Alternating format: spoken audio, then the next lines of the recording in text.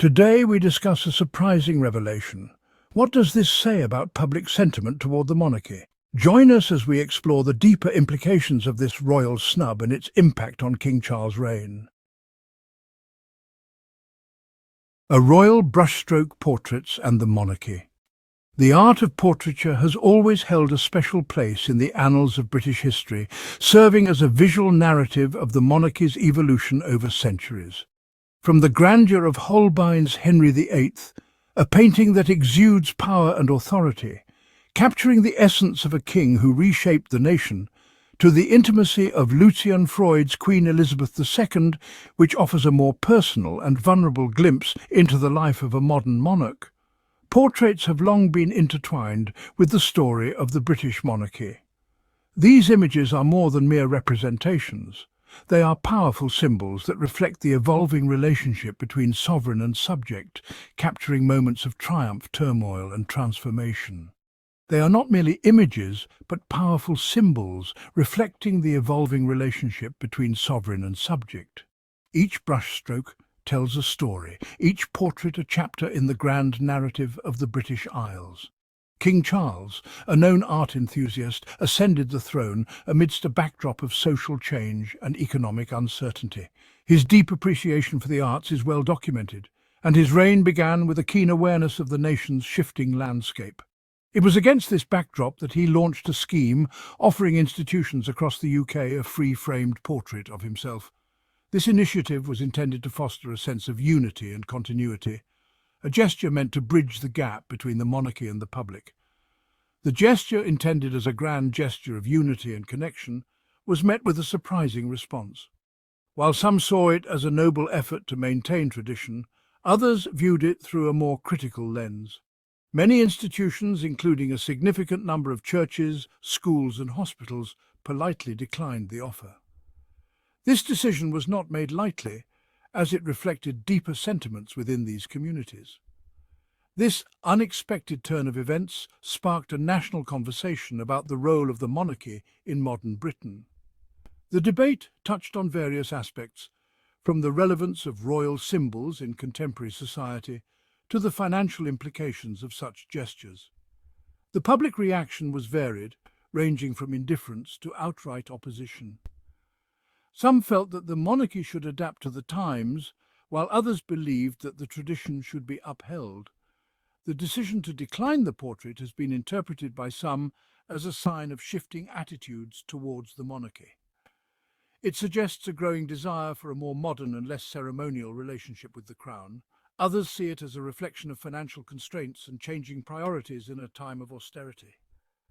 With budgets stretched thin, many institutions are focusing on immediate needs rather than symbolic gestures. Whatever the reasons, the low uptake of the King's offer provides a fascinating insight into the complex relationship between the Crown and its people. It highlights the ongoing dialogue about the monarchy's place in a rapidly changing world, where tradition and modernity often find themselves in delicate balance. The King's Gift, unveiling the portrait scheme. The portrait scheme was launched in the early days of King Charles's reign. It was positioned as a gesture of goodwill, a way for the new monarch to connect with communities across the UK. Under the scheme, any publicly funded institution, including schools, hospitals, churches and community centres, could apply for a free-frame portrait of the king. The portraits themselves, based on an official photograph, were to be produced to a high standard and framed identically. Distribution was to be handled centrally, with institutions only needing to cover the cost of installation. The scheme was accompanied by a publicity campaign emphasising the king's desire to reach out to all corners of his kingdom. While the gesture was well-intentioned, questions soon arose about the cost and logistics of the scheme. The government, while supportive of the initiative, made it clear that funding for the portraits would not come from the public purse. Instead, the scheme was to be financed through private donations and charitable contributions. Despite the initial enthusiasm from some quarters, the uptake of the portraits proved to be surprisingly low. Many institutions, particularly those facing financial constraints, opted out of the scheme, citing more pressing priorities. A gift declined, low uptake among institutions. The low uptake of the king's portrait offer came as a surprise to many. Despite the historical significance and the honour associated with displaying a royal portrait, the response was lukewarm at best. While exact figures are difficult to ascertain, it is estimated that less than half of eligible institutions applied for a portrait. This statistic is particularly striking given the long-standing tradition of royal portraiture in public spaces. The reasons for this varied, with financial constraints, logistical challenges, and changing social attitudes all playing a part. Many institutions found themselves in a position where even the smallest additional expense was untenable.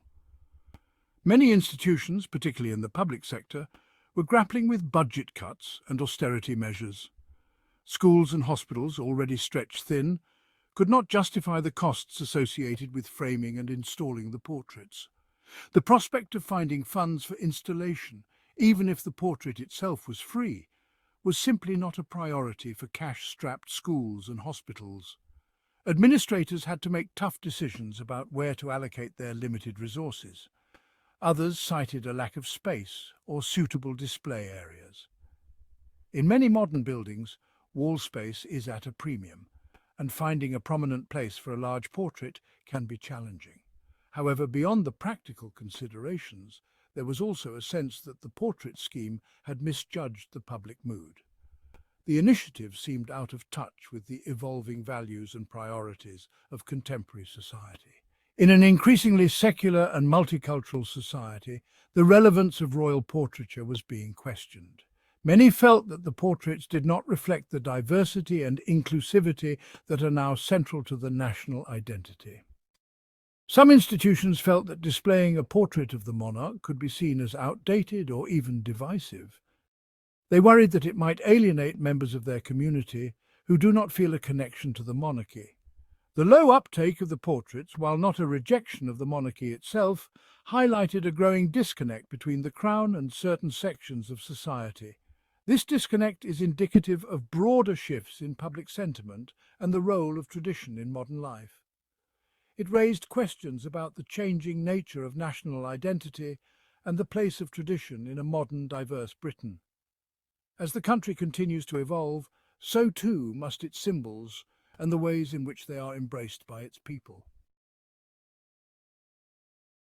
The case of the Church's faith and portraiture. Among the institutions offered a free portrait, churches represented a significant proportion. This offer was part of a broader initiative to strengthen the ties between the monarchy and various societal institutions. However, the response from the religious community was mixed, with many denominations politely declining the offer. The reasons behind these decisions were as varied as the churches themselves. This decision was influenced by a complex interplay of theological, historical, and practical factors. Theological considerations often took precedence, as many church leaders felt that the presence of a royal portrait might distract from the spiritual focus of their congregations. For some churches, particularly those within the Church of England, the decision was rooted in tradition. The Church of England has a long history of maintaining a certain distance from overt displays of royal imagery within their sacred spaces. Historically, Anglican churches have not routinely displayed portraits of the monarch. This practice dates back centuries and is deeply embedded in the church's identity and customs.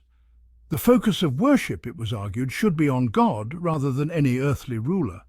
Many clergy members felt that introducing a royal portrait could shift the congregation's attention away from their spiritual practices. Others expressed concern about the separation of church and state, viewing the display of a monarch's portrait as blurring the lines between the spiritual and the temporal.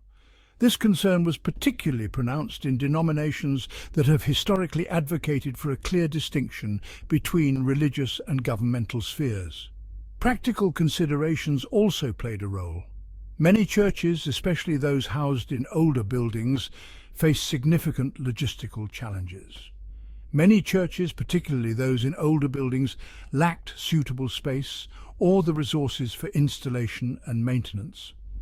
The physical condition of these buildings often required constant attention and resources, leaving little room for additional projects.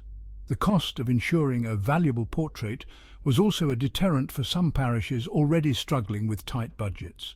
Financial constraints were a common issue, with many churches relying heavily on donations and fundraising efforts to meet their basic needs. While some churches welcomed the offer as a gesture of national unity, the overall response highlighted the evolving relationship between the Church of England and the monarchy. This relationship has been marked by periods of both close cooperation and significant tension.